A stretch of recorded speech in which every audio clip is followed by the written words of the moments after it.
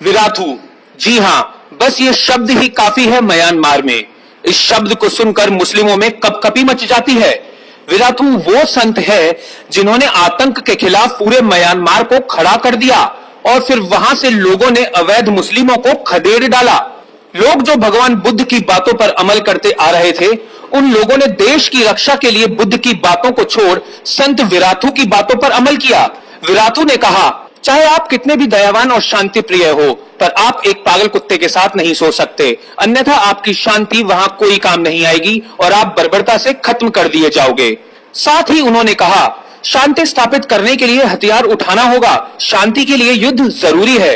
ये सारी बातें विराथू ने गीता से ली और फिर आतंक की बीमारी झेल रहे म्यांमार के लोग एकजुट हो गए। वो विराथू के लिए जान देने और जान लेने के लिए तैयार हो गए और पूरे म्यांमार से अवैध मुसलमानों को खदेड़ा जाने लगा। विराथू के प्रवचनों को अगर कोई सुने तो उसे लग सकता है कि शांत स्वरों में मोक्ष प्राप्ति की बात चल रही है। दृष्टि नीचे किए हुए जब वह अपना प्रवचन दे रहे होते हैं तो प्रस्तर प्रतिमा की तरह स्थिर नजर आते हैं। चेहरे पर कोई भी उत्तेजना नहीं नजर आती। एक बारगी लगेगा कि वह कोई गंभीर आध्यात्मिक उपदेश दे रहे हैं, लेकिन वह अपने हर उपदेश में बौद्धों के संगठित होने और हिंसा का जवाब हिंसा से देने का उपदेश देते हैं। विराथू के भाषणों से प्रभावित होकर पड़ोसी मुल्क श्रीलंका में भी बौद्ध भिक्षुकों ने मुख्यतः मुस्लिमों के खिलाफ बोडू बाला सेना नाम का संगठन बना लिया है।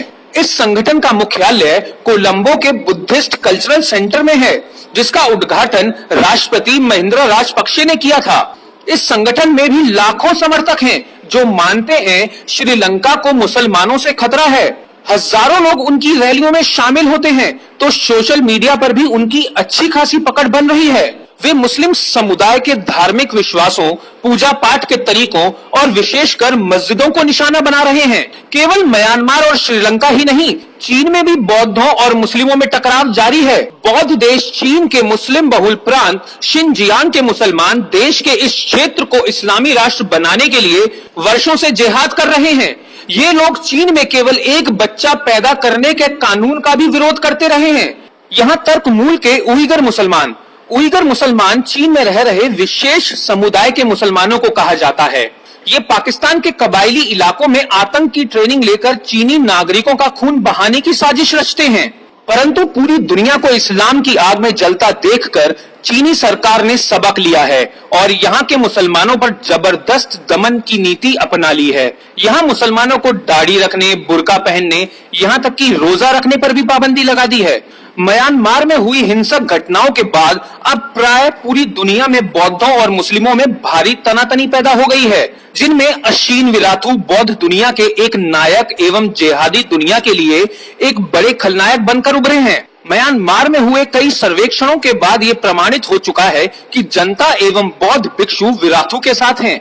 विराथू का स्वयं भी कहना है कि वह ना तो घृणा फैलाने में विश्वास रखते हैं और न ही हिंसा के समर्थक हैं, लेकिन हम कब तक मौन रहकर सारी हिंसा और अत्याचार को झेलते रह सकते हैं। इसलिए अब वह पूरे देश में घूम घूम कर भिक्षुओं तथा समान जनों को उपदेश दे रहे हैं कि यदि हम आज कमजोर पड़े तो अपने ही देश में हम शरणार्थी हो जाएंगे। म्यांमार के बौद्धों के इस नए तेवर से पूरी दुनिया में खलबली मच गई है। दुनिया भर के अखबारों में उनकी निंदा में लेख छापे जा रहे हैं, परंतु पूज्य चरण अशीन विराथू को इससे कोई असर नहीं पड़ता। वे पूर्वतः असली राष्ट्र आराधना में लगे हुए हैं।